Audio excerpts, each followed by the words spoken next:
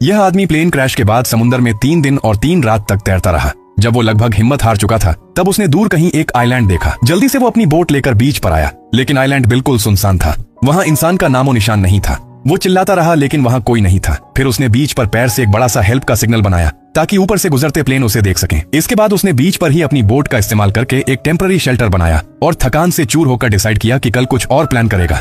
लेकिन रात को जब वो सोने ही वाला था, जंगल से एक अजीब सी आवाज आई। वो तुरंत अलर्ट हो गया और डर के मारे बोट का पैडल हाथ में लेकर पूरी रात जागता रहा। अगली सुबह उसने देखा कि कल बनाया गया हेल्प सिग्नल समुद्र की लहरों ने मिटा दिया है। वो तुरंत कुछ सूखे लकड़े लेकर बीच के एक ऊंचे और सेफ स्पॉट पे नया और बड़ा हेल्प सिग्नल बनाता है। तभी कुछ कुरियर के पैकेट्स समुद्र के रास्ते बीच पर आ गए। टॉम ने सब पैकेट्स उठाए, सोचा किसी काम आएंगे। तभी जंगल से फिर वही अजीब आवाज आई। उसने जोर से चिल्लाया लेकिन कोई जवाब नहीं आया। इस बार वो हिम्मत करके जंगल की तरफ गया। जैसे ही वो कुछ आगे बढ़ा तभी कुछ उसके पास गिरा और उसे डरा दिया। जब उसने देखा तो पता चला वो नारियल था। उसने और नारियल इकट्ठा किए क्योंकि उसने पूरा दिन कुछ खाया पिया नहीं था। उसने नारियल को पत्थर पर मारकर तोड़ना चाहा, लेकिन काफी मुश्किल था। नारियल नहीं टूट रहा था। फिर एक पत्थर से नारियल को तोड़ने की कोशिश करता है, लेकिन पत्थर टूट जाता है। आखिर में उसने उस टूटे पत्थर से नारियल को काटना शुरू किया और काफी कोशिश के बाद नारियल टूट गया, लेकिन पानी बहुत कम था। फिर उसने सीख लिया और पत्थर से नारियल में छोटा सा होल बनाया। उसने नारियल उठाकर मुंह से लगाया और बड़ी खुशी से उसने मीठा पानी पिया। पानी पीने के बाद उसने अपना एक बैग बनाया और एक लाठी लेकर आसपास देखना शुरू किया, शायद कहीं से मदद मिले। वो सुबह से शाम तक चलता रहा। उसे बस एक और कुरियर पैकेट मिलता है, उसके अलावा कुछ नहीं मिला और एंड में उसे लगा कि वो वापस वहीं आ गया जहां से चला था। अब उसने डिसाइड किया कि पहाड़ के सबसे ऊपर चढ़ के देखे कि क्या ये सच में एक अकेली आइलैंड है। चढ़ते वक्त उसका पैर पत्थर से कट गया, काफी खून निकला। उसने अपने पैंट से एक टुकड़ा फाड़कर बैंडेज बनाया और कुछ घास जड़ी बूटियां और सॉक्स में डालकर दोनों पैरों पे बांध दिया। 1 घंटे की चढ़ाई के बाद वो पहाड़ी के टॉप तक पहुंचा। उसने देखा कि चारों तरफ सिर्फ पानी ही पानी है, कोई और जमीन नहीं दिख रही थी। उसका दिल टूट गया। तभी उसने देखा कि समुद्र में कुछ दूर एक आदमी तैरता हुआ दिख रहा है। वो तुरंत नीचे उतरकर उसके पास तैर कर गया और देखा वो प्लेन का पायलट था, लेकिन पायलट जिंदा नहीं था। टॉम ने पायलट को बीच पर खींच के लाया और उसके पास से एक टॉर्च मिली। टॉर्च अब भी काम कर रही थी। उसके शूज उतारे, वो छोटे थे पर उसने मॉडिफाई करके पहन लिए और उसकी जेब में एक वॉलेट मिला। वॉलेट में पायलट की फैमिली फोटो थी। उसे देखकर वो इमोशनल हो गया। एक खुशहाल फैमिली अब कभी पूरी नहीं होगी। उसने डिसाइड किया कि पायलट को वहीं बीच पर दफनाएगा और उसके पास उसकी फैमिली फोटो भी रख दी। उसने पत्थर से पायलट का नाम और उम्र रीफ पर लिख दिया। इतना सब करते करते शाम हो गई। रात को वो शेल्टर में लेटे हुए बहुत अकेला और उदास था, लेकिन उसकी वाइफ की फोटो उसका सहारा बनी।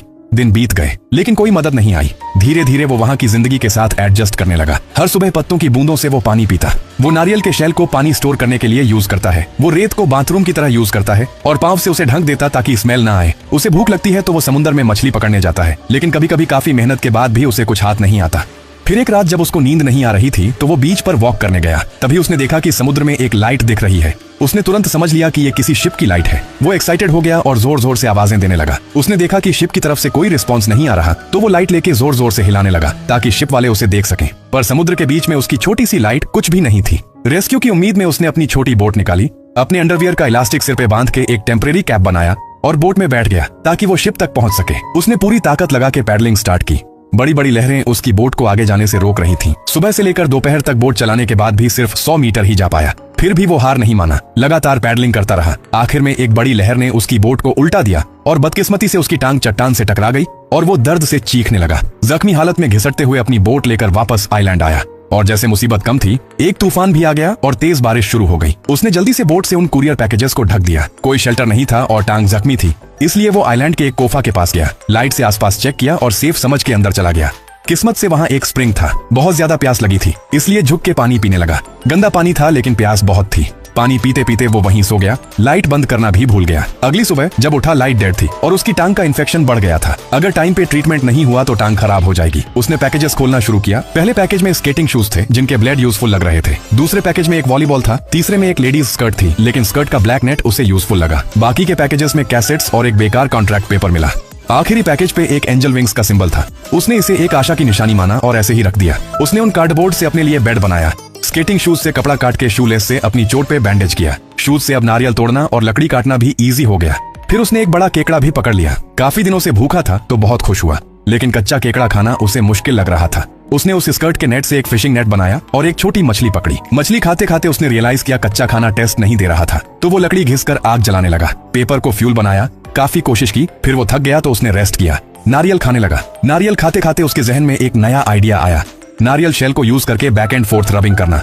इससे फ्रिक्शन तेज हुआ, लेकिन हाथ कट गया। एक और चोट लग गई। हर दिन जिंदा रहने के लिए लड़ रहा था। फ्रस्ट्रेशन में चिल्लाया, गुस्से में हाथ पैर मारने लगा, वॉलीबॉल उठाकर फेंक दिया। इमोशंस रिलीज करने के बाद उसने खुद को संभाला, हाथ बैंडेज किया और आग जलाने के नए तरीके के बारे में सोचने लगा। वॉलीबॉल पे उसके खून का हाथ लगा था। उसने उस बॉल को एक चेहरा देकर उसका नाम विल्सन रख दिया और उसे अपना दोस्त बनाया। विल्सन के साथ वो मोटिवेट हो गया, फिर आग जलाने लगा। काफी कोशिश के बाद स्पार्क्स आने लगे। फिर उसने देखा कि हवा कम होने की वजह से आग बुझ रही थी, तो उसने एक गड्ढा बनाया और उसमें लकड़ी रख के जोर से घिसने लगा और मुंह से हवा दी और फिर फाइनली आग जल गई। उसकी खुशी का कोई ठिकाना नहीं था। रात को उसने बीच पे एक बड़ी आग जलाई ताकि रेस्क्यू सिग्नल दिया जा सके। अब उसे लग रहा था कि जिंदा रहने की उम्मीद है। उसने सी फूड रोस्ट किया और फिर काफी दिन बाद उसने पका हुआ सी फूड खाया। वो रोज विल्सन के सामने अपने दिल की बात करता और चट्टान पर अपनी वाइफ का फोटो बनाता ताकि खुद को जिंदा रहने का हौसला दे सके। वक्त तेजी से गुजरता गया। 4 साल कब निकल गए पता ही नहीं चला। पहले जो वो मोटा और भारी बदन का था, अब वो हड्डियों का ढांचा बन गया था। किसी को नहीं पता कि उसने ये 4 साल कैसे काटे। वो सिर्फ एक जिंदा लाश की तरह जी रहा था। अच्छी बात ये थी कि उसे मछली पकड़ने का काफी अच्छा हुनर आ गया था। कभी कभी उसने सोचा कि इस जंगल से भाग जाए, पर समुद्र की बेदर्दी लहरों ने उसका हौसला तोड़ दिया। एक दिन जब वो समुद्र में खाना ढूंढ रहा था, तो उसे एक लोहे का टुकड़ा मिला। नई चीज देखकर वो बहुत खुश हो गया।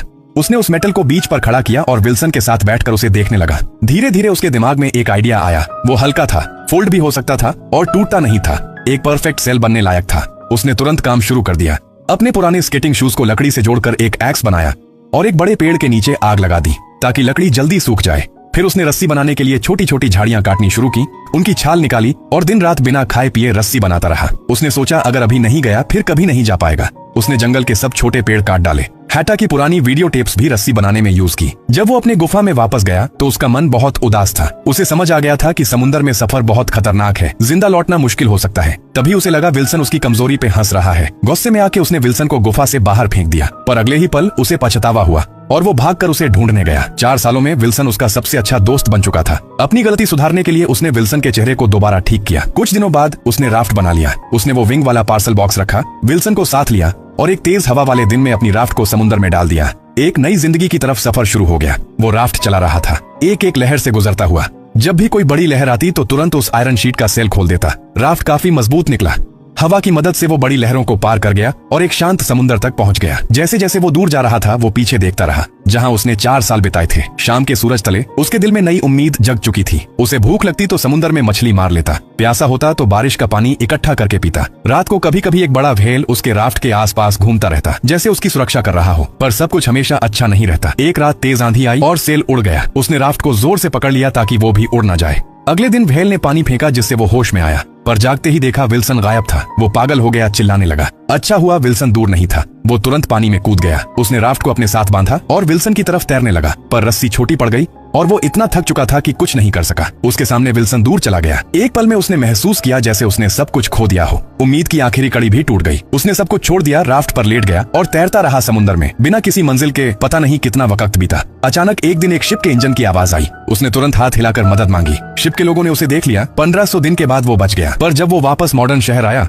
तब उसे पता चला कि उसकी वाइफ ने किसी और से शादी कर ली है और बच्चा भी है। सच ये था कि 1500 दिन सब कुछ बदल देने के लिए काफी थे।